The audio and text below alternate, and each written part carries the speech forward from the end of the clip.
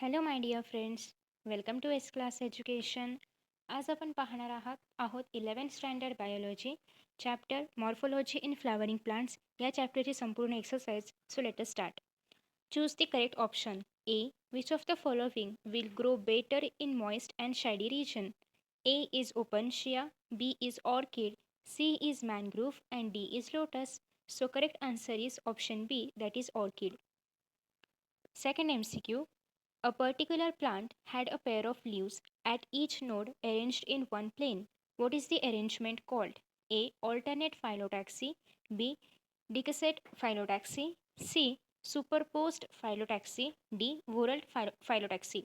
So the correct answer is C. Superposed phyllotaxy. C. In a particular flower, the insertion of floral whorls are in such a manner so the ovary was below the level other three whorls, but its stigma was taller than other three whorls. So what will you call such flower? A. Hypogynous, B. Perigynous, C. Epigynous, and D. Half superior or half superior and half inferior. So correct answer is option C. Epigynous. Beet and arum both store food for pollination. Do these examples represent two different types? A. Beet is a stem, but arum is a root. B. Beet is a root, but arum is a stem. C. Beet is a stem, but arum is a leaf. D. Beet is a stem, but arum is an inflorescence. So correct answer is option B. Beet is a root, but arum is a stem. Next. Question number 2. Answer the following questions. A. Two of the vegetables we consume are nothing but leaf bases. Which are they? Answer. Onion and garlic. B. Opuntia has spines, but Carissa has thorns. What is the difference? Opuntia is a xerophytic plant whose leaves are modified into spines like photosynthetic organ known as phylloclade. These characteristics of plants modified into leaves to spines and is used to prevent the loss of water through transpiration. Thorns are terminal and branched in Carissa and they are modified as apical buds. They provide protection against grazing animals. Thus, spines in Opuntia and thorns in Carissa and thorns in Carissa have different origin and function. C. Teacher described hibiscus as solitary chyme. What it means? So in chymous inflorescence, growth of peduncle is finite and it terminates into flower. In hibiscus, only one flower blossoms at each tip of peduncle. Hence, teacher described hibiscus as solitary chyme. Write notes on fusiform root. Answer. Fusiform root is a modification of taproot and it is used to store the food. The fusiform root is swollen in the middle and tapering at the top and the bottom, and the shape of the root is spindle shaped. For example, radish. B. Racemose inflorescence. Its peduncle growth is infinite or unlimited. Apical bud never terminates into flower. Flowers are arranged in acropetal succession, that is younger flower at the top and older flowers at the bottom. Opening of flowers is centripetal, that is young flowers towards the center and open later when older towards periphery and open first. Gulmohar, sunflower, etc. Fasciculated tuberous roots. Fasciculated tuberous roots are also known as adventitious roots and it is used for storage of food. These roots do not develop any definite shape structure like modified taproots. A cluster of roots arising from one point which becomes thick and fleshy due to storage of food is called as fasciculated tuberous root. Next, these clusters are seen at the base of the stem, for example, dahlia, asparagus, etc. Region of cell maturation. Answer. It is located at the top of the root. The cells of this region are quite impermeable to winter due to thick wall. The cells show differentiation and form different types of tissues. This region helps in fixation of plant and conduction of absorbed substances. Development of lateral roots are also taking place from this region. Rhizome. Rhizome is a type of plant whose stems are located at the soil surface or underground. Rhizome is prostrate, dorsiventrally thickened, and brownish in color. Rhizome grows either horizontally or obliquely beneath the soil. Rhizome shows nodes and internodes. It bears terminal and axillary buds at nodes. Terminal bud, under favorable condition, produces aerial shoot, which degenerates at the end of the favorable condition. Growth of rhizome takes place with lateral buds. Such growth is known as sympodial growth. For example, ginger, turmeric, canna, etc. In plants where rhizomes grow obliquely, terminal bud brings about growth of rhizomes. This is known as monopodial growth. For example, nymphia, nilombo, teres, etc. Rhizome perform functions like storage of food, vegetative propagation, and pollination. So, if you want to see full answer, let me zoom in. Yes. Okay, so this is the answer. If you want, you can take screenshots. Okay, next. Stolon. Answer. The horizontal branch grows from the soil surface or underground of a plant that produces new plants from its node or bud is called as stolon.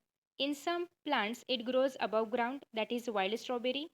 Primarily, stolon shows upward growth in the form of ordinary branch, but when it bends and touches the ground, terminal bud grows into a new shoot and develops adventitious roots. For example, wild strawberry, jasmine, mentha, etc.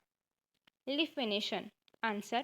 The arrangement of veins and veinlets in leaf lamina is called as venation. The veins are important for the transport of water, food, and minerals.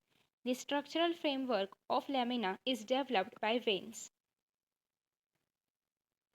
There are two types of leaf venation: parallel venation, which is found in monocot leaves, and reticulate venation, which is found in dicot leaves.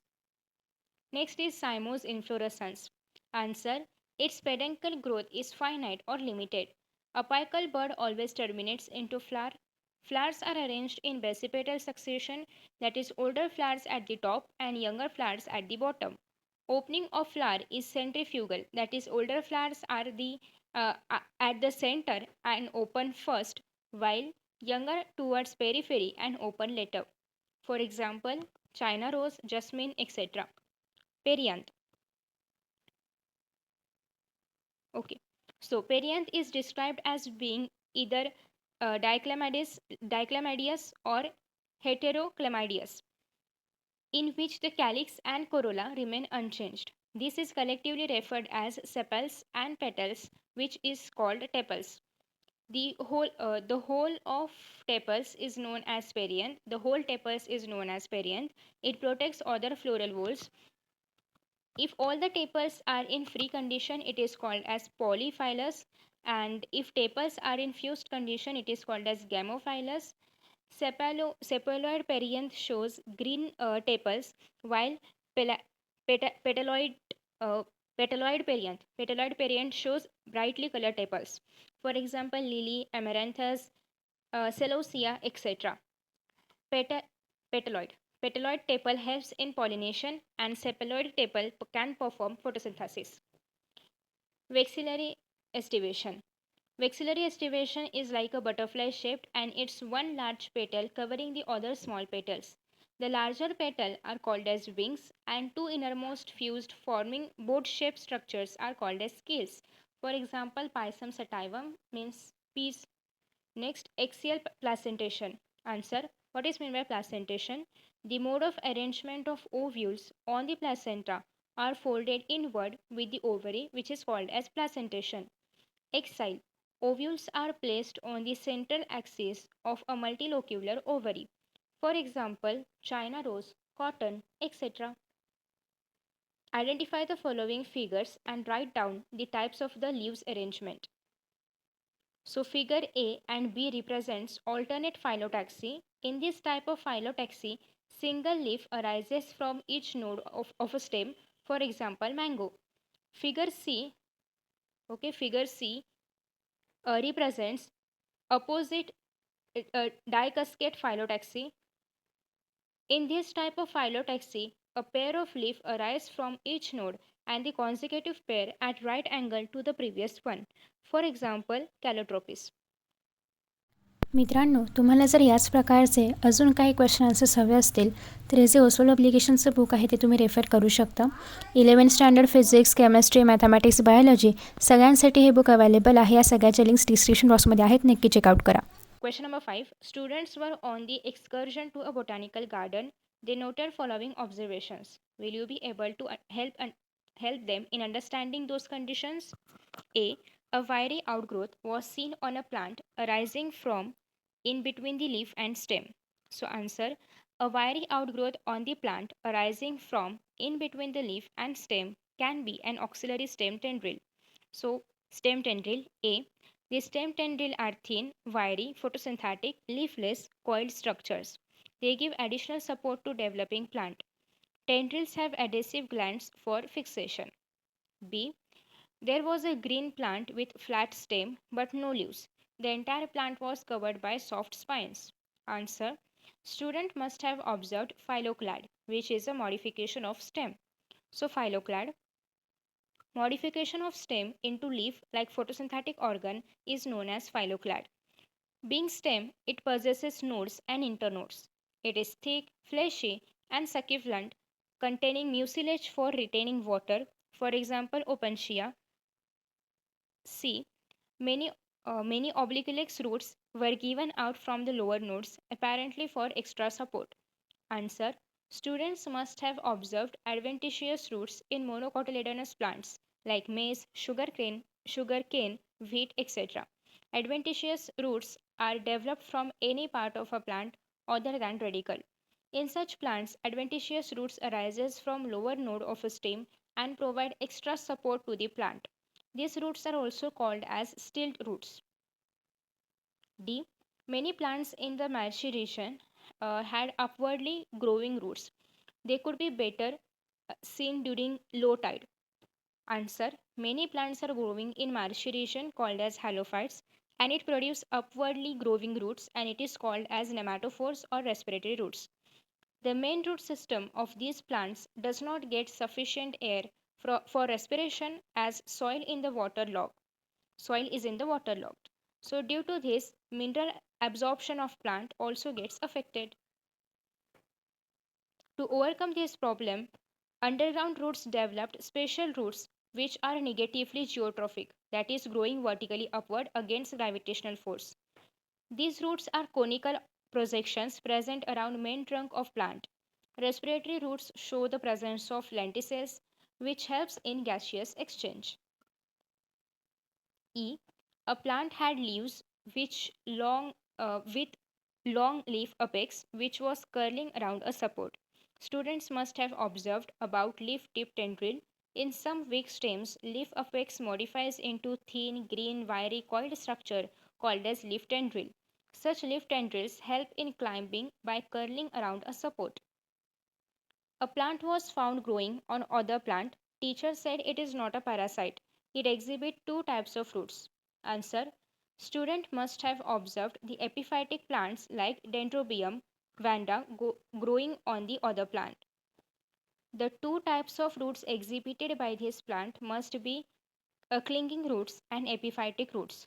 Clinging roots are tiny roots. It developed along with internode, show disc at tips. It exudes sticky substance which enables plant to get attached to the substratum without damaging it. Epiphytic roots. Epiphytic roots like Vanda or Dendrobium grow on branches of trees in dense rainforest and are renewable obtain moisture from soil. Such plants produce epiphytic roots which hang in the air. The roots are provided with a spongy membranous absorbent covering of the velamen tissue. The cells of velamen tissue are hygroscopic and have porous walls, thus they can absorb moisture from air.